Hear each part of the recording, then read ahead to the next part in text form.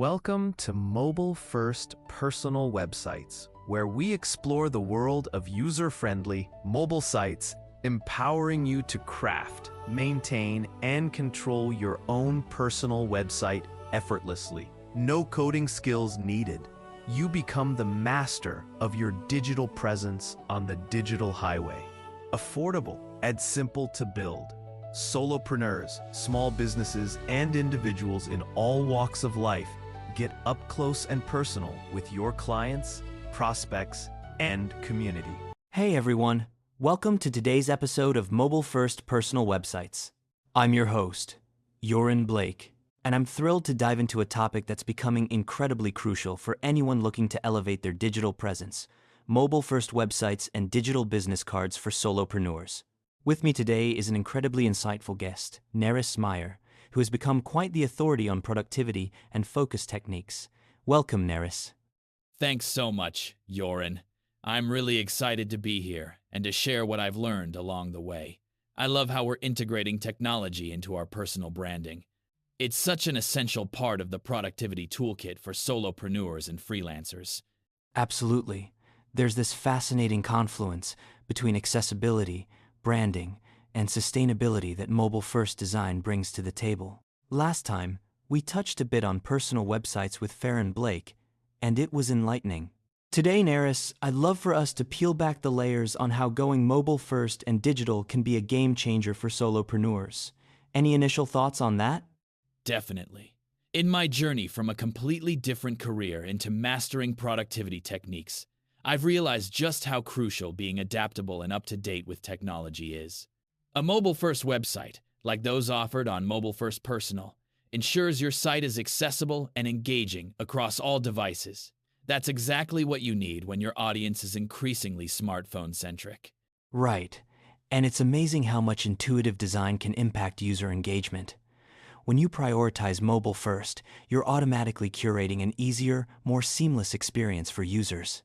I mean, who wouldn't appreciate faster loading times and buttons that aren't frustrating to click because they're optimized for thumbs, not mouse clicks, right? Exactly, Joran. We live in a fast-paced world. Long loading times and poor navigation can quickly turn potential connections away. But there's also an element of personal touch that digital business cards bring. They're not just the repository of your contact details. They're your brand's handshake to the digital universe. Yes, that point really hits home. Our listeners today are probably familiar with the struggle of standing out in a crowded digital space. And traditional business cards, while they have their place, don't evolve, they don't update, and sometimes they just feel like clutter. But digital business cards, they're living entities that can transform based on your branding and message. Exactly, Joran.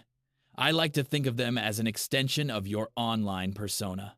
Imagine your digital business card instantly reflecting your latest accolades, updated headshots, or even direct links to your blog or podcast. It's ongoing personal branding in the palm of someone's hand. And let's not even get started on the eco-friendly benefits. Oh, absolutely. We cannot overlook the environmental benefits. As much as we love those beautifully crafted paper cards, the old-school methods come with a hefty cost to the environment. Going digital significantly reduces paper waste, a small step with huge impacts if we all consider making the switch. But Neris, any thoughts on those skeptical about making the leap to digital? Well, stepping into new technology territory always has its hesitations. But the core advantage of digital business strategies, including going mobile first, lies in how adaptable they allow you to be. Platforms like MobileFirst-Personal make this transition easier by offering user-friendly interfaces at affordable plans. Booking appointments, sharing personal branding material, or just offering your availability, all streamlined to your digital card. That's an excellent point, Neris. Especially for solopreneurs who wear multiple hats, streamlining their process with digital tools can make a substantial difference. I'd love to get into some real-life success stories of solopreneurs who've made this switch. But before that, could you share an experience, maybe from your productivity sessions, where a mobile approach made the difference? Certainly, Joran. One of my clients, who was a freelance consultant, typically relied on word of mouth and local adverts.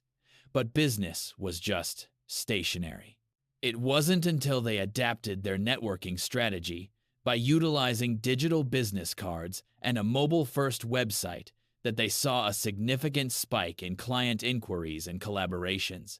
Their digital card, tied to a dynamic website, allowed them to operate their business more flexibly, closing deals, updating service offerings on the go, and delightfully engaging with their customers. That's an incredible shift, Neris. It paints a vivid picture of how transformational this approach can be. In fact, I think this kind of flexibility and engagement is something everyone, particularly our listeners today, should aim for, breaking free from the geographically limited and going global, in a sense. It's no longer about being just one click away. It's about being integrated seamlessly into a user's everyday device. Absolutely, Joran.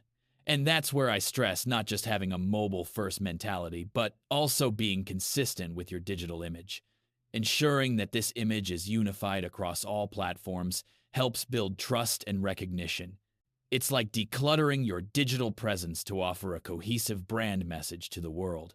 Love that analogy, Neris. And it's not just about decluttering physically, but digitally too, right? It should be all about meaningful connections and communication, which is where our digital business cards come in once more. There's a huge opportunity to twist and tweak them to resonate with your audience colors, designs, call to actions, personalized messages. They go beyond your name and contact. They offer a slice of your professional persona. Exactly. It becomes about identity, about storytelling. Entrepreneurs gain so much when they view each interaction as an opportunity to authentically present their story. I recall another example, a photographer who used a video introduction within their digital card. It charmed potential clients and led to a number of commissions because it offered instant relatability. That's a fantastic idea, Neris. Video adds a personal touch, making you more approachable and real. I hope listeners feel inspired to include similar elements in their digital business cards. Let's remind them that while these tools, like MobileFirst-Personal, provide the platform, it's up to everyone to bring their personal flair. The blank page is for creating stories and connections. Very true, Joran. Every solopreneur, every small business has its unique story. These digital tools offer a rich canvas to paint that picture. And as we stride into a more digital future, being armed with such versatile tools will be paramount to thriving professionally. Absolutely, Neris. Thank you so much for joining us today and sharing your insights. There's a lot for our listeners to think about, and I hope they feel encouraged to explore these digital options further. To everyone tuning in, remember, your digital presence is an extension of your personal and professional self. Let's make it powerful, impactful, and sustainable. Until next time, keep innovating and creating. Thanks for tuning into the Mobile First Personal Websites podcast. Don't forget to like, subscribe, and drop a comment to join the conversation.